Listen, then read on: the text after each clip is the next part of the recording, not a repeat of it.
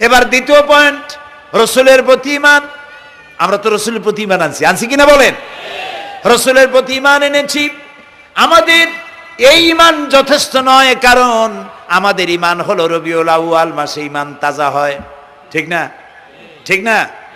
রবিউল আউয়াল মাস যখন আসি, banner টানাই, শামিয়ানা টানাই, রাস্তাগুলিতে flag লাগাই আর আলোকসজ্জা করি। মন্ত্রীরা আসেন, নেতারা আসেন, সিরাতুন নবী মাহফিলে দাঁড়ায় বলেন নবীর আদর্শ অনুসরণ করা ছাড়া উপায় নাই। অথচ ওনার পা থেকে শুরু করে মাথা পর্যন্ত নবীর আদর্শ নাই।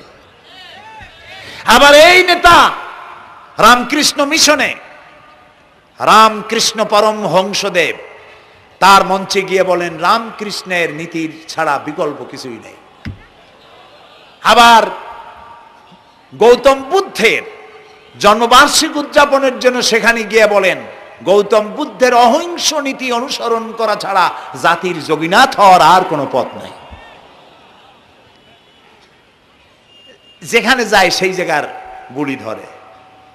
রবিউল আউয়াল মাস আসতে পারে, আলোকসজ্জা করে ইয়া নবী সালামু আলাইকা, ইয়া রাসূল সালামু আলাইকা।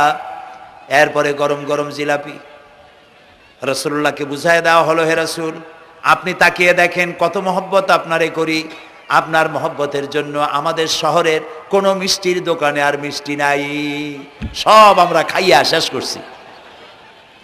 এই হলো মহব্বত। এই মহব্বতে এই ঈমানে কাজ হবে না।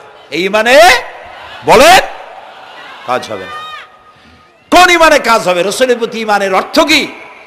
এর অর্থ হচ্ছে নবী করিম সাল্লাল্লাহু আলাইহি ওয়াসাল্লাম আমাদের রাসূল, আমাদের নেতা। আমাদের রাসূল আমাদের নেতা, আমরা তার উম্মত, তার অনুসারী। অনুসারীর কাজ কি? নেতার পূর্ণাঙ্গ অনুসরণ করণ। রাসূলুল্লাহর আনুগত্য করতে হবে, এটা কে বলেছেন?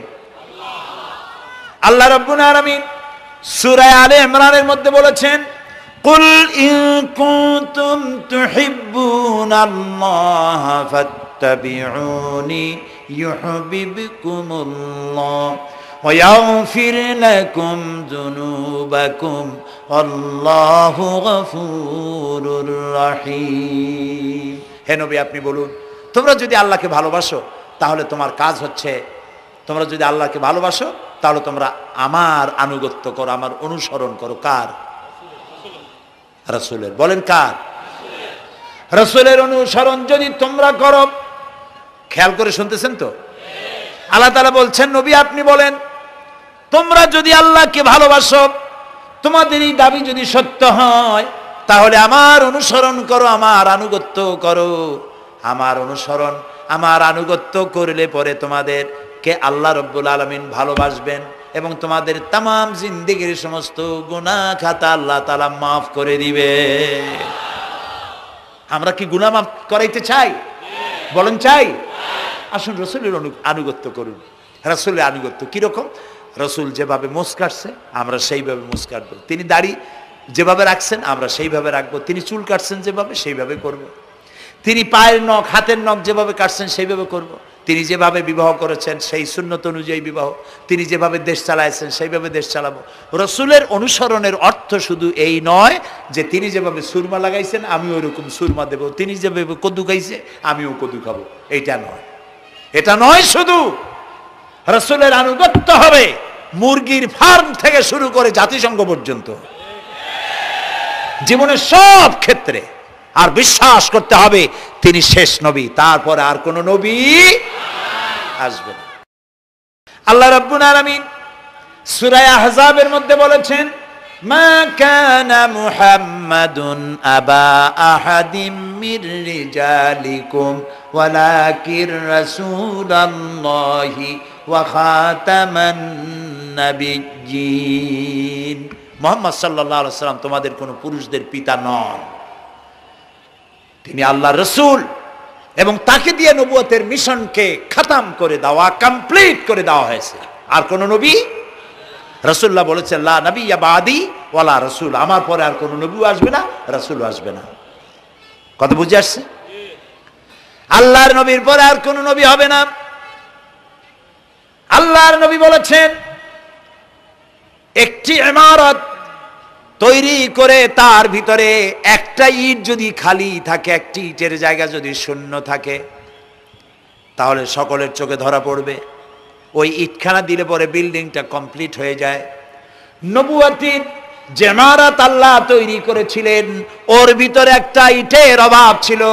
আল্লাহ পাক আমাকে দিয়ে সেই শূন্য জায়গা পূরণ করে দিয়ে নবুয়তের মিশনকে কমপ্লিট করে দিয়েছেন। রাসূলুল্লাহ বলেছেন আমার পরে আর কেউ নবী হবে না। পৃথিবীর সব মুসলমানদের আকীদা, মুহাম্মদ সাল্লাল্লাহু আলাইহি ওয়াসাল্লামের পরে যদি কেউ নবুয়তের দাবি করে সে কাফির, হাজার বার কাফের। তারা যারা তাকে যারা নবী মানবে তারাও রাসূলুল্লাহ বলেছেন আমার পরে 30 জন মিথ্যেবাদী নবুয়তের দাবি করবে। তার মধ্যে একজন তো দাবি করছে রাসূলের জীবদ্দশায়, একটা ছিল মেয়ে লোক আর একটা ছিল পুরুষ। পুরুষটার নাম ছিল মুসাইলামা কাযযাব, নামই ছিল কাযযাব। কাযযাব মানে মিথ্যাবাদী। দেখছেন অবস্থা, নামই মিথ্যাবাদী। উম্মতেরা কইল যে আপনি তো একজন নবী, আমরা সৌভাগ্য আর দুর্ভাগ্য হোক আপনারা নবী বলে মানলাম। মুহাম্মদ সাল্লাল্লাহু আলাইহি ওয়াসাল্লামের কাছে প্রায় জিবরাইল আসে আর ওহী আনে, আর আপনি আমাদের কোনো ওহী দিতে পারলেন না পর্যন্ত। কয় যে কেবল না নবী হইলাম, অপেক্ষা করো, ওহী আসবেন। বেশ কিছুদিন যাওয়ার পর খুব চিন্তা ভাবনা করে কয় যে ওহী একটা আসছে। উম্মতেরা সব দৌড়ে আসছে, কি ওহী?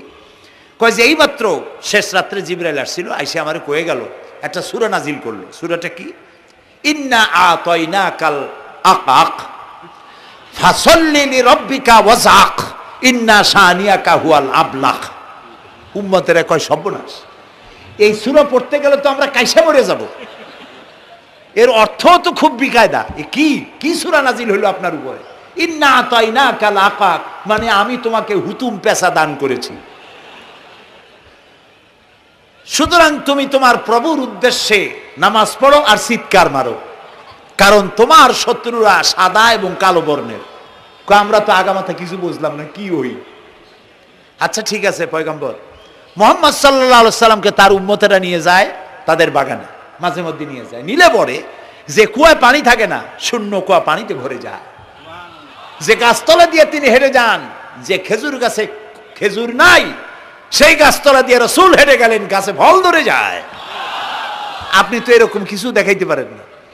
তোমরা তো আমার নেও না, চলো না যাই। নিয়ে গেছে, যাইয়া দেখে যে কুয়ার পাড় দিয়ে যায়, যে কুয়ায় পানি থাকে তা থাকে না, শুকায় যায়। যে গাছতলায় দিয়ে যায় ওই গাছে খোরমা থাকলে সাথে সাথে খরমা ঝরে যায়। উম্মতের কয় কি একটা কপাল পড়া নবী পাইলাম বাগে। আল্লাহ তারে শেষ করছে দুনিয়া থেকে, জাহান্নামে চলে গেছে। সেই মহিলাটাও গেছে, সেও গেছে। রাসূলুল্লাহ বলেছেন এইরকম 30 জন মিথ্যাবাদী নবুয়তের দাবি করবে কিয়ামতের আগ পর্যন্ত।